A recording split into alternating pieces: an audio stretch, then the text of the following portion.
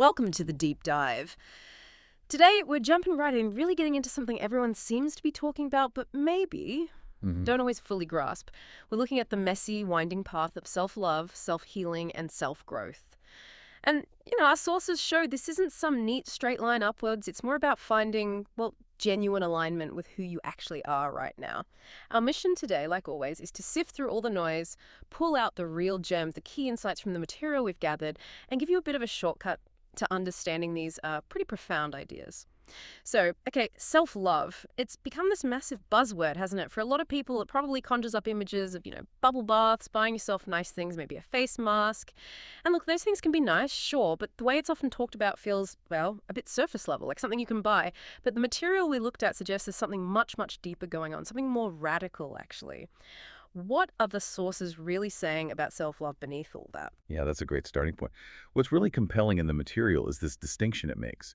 It argues that real self-love isn't just like accepting yourself. It's also this pretty radical act of uh, discomfort tolerance.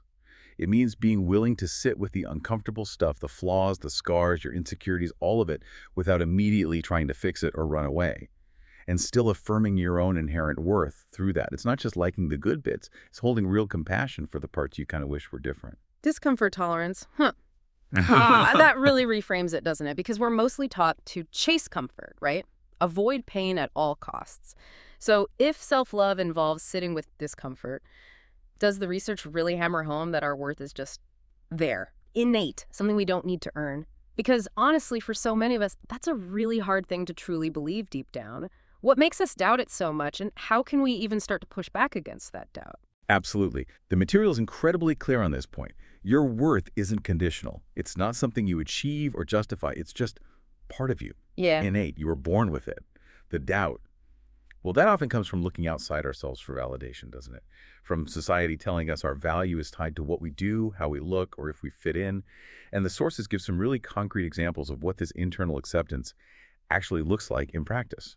Sometimes it's finding the strength to say no, even when it feels really difficult, or maybe saying yes to something you've been afraid of.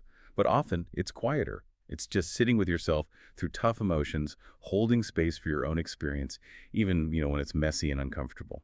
Okay, so if self-love is this radical acceptance, even of the uncomfortable bits, what happens when that acceptance meets, well, the inevitable pain life throws at us? That feels like where self-healing comes in. And society, especially, online, tends to portray healing as this beautiful, almost glamorous transformation, like a perfect before and after. But the reality, as the research suggests, is usually, well, a lot less pretty. Oh, absolutely. You rarely see the difficult parts, right? The nights where you just cry, or those mornings you wake up feeling empty for no clear reason, Yeah. or those moments where you honestly wonder if you'll ever feel okay again.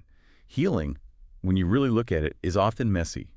It's definitely not linear, and it's usually intensely private. It's not about finding some kind of Instagram perfect beauty in the struggle. It's more about finding a way to carry this struggle without letting it completely define you. That's such an important difference because I think, well, probably most of us have felt that, haven't we? You think you're past something truly, and then boom, a smell, a song, just a random day, and you're right back in that old memory.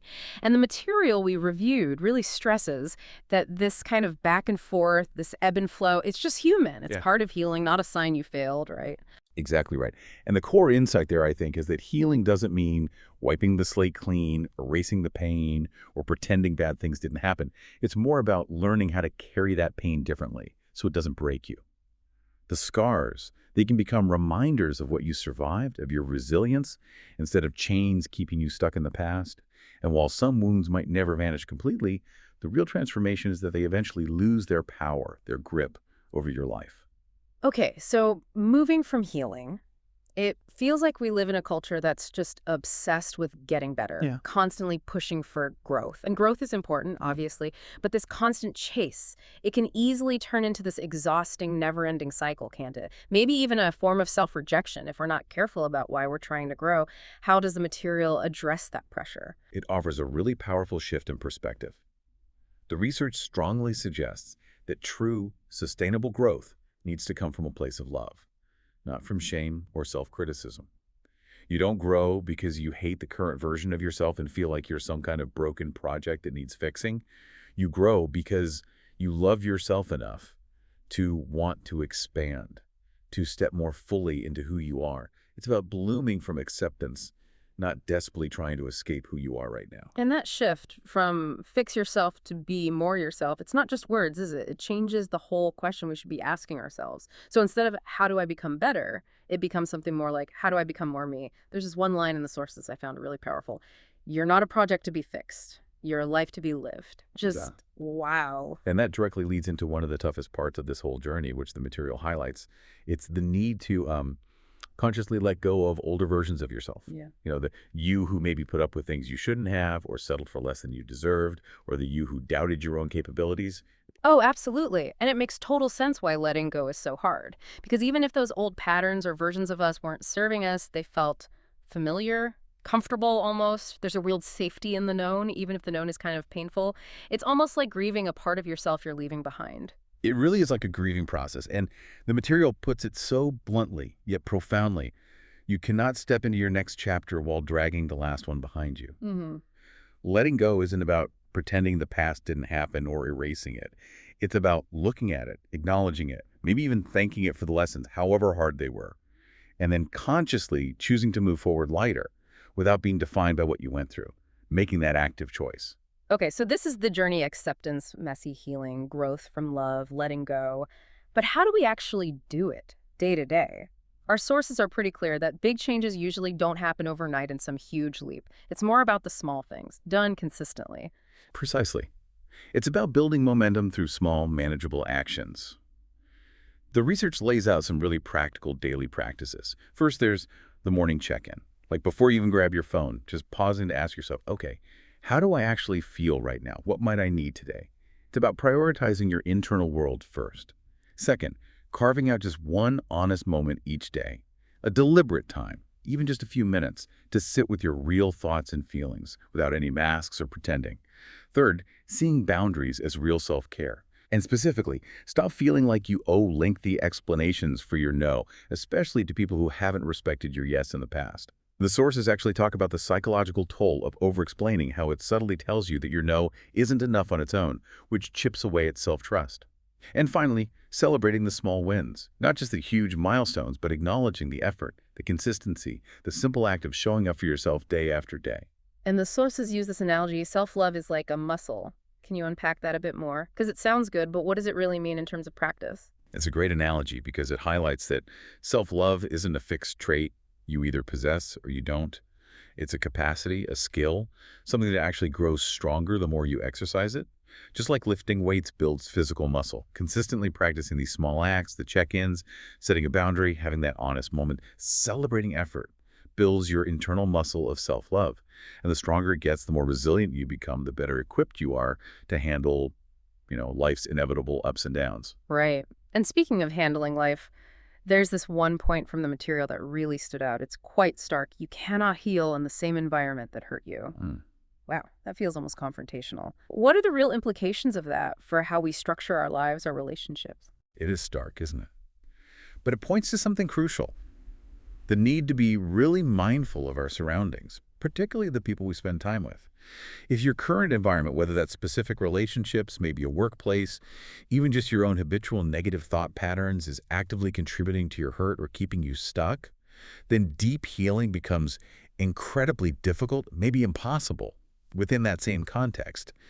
It's not about assigning blame necessarily, but about honestly recognizing where your energy is constantly being drained or where you're being subtly undermined. That's powerful about environment. But what about situations where the environment includes, say, family members you can't just easily cut ties with? What kind of practical advice does the material offer then? How do you protect your energy and still heal? That's a really important question. It shifts the focus inward. While the ideal might be surrounding yourself with people who actively speak life into you, as the sources put it, that's not always feasible, is it?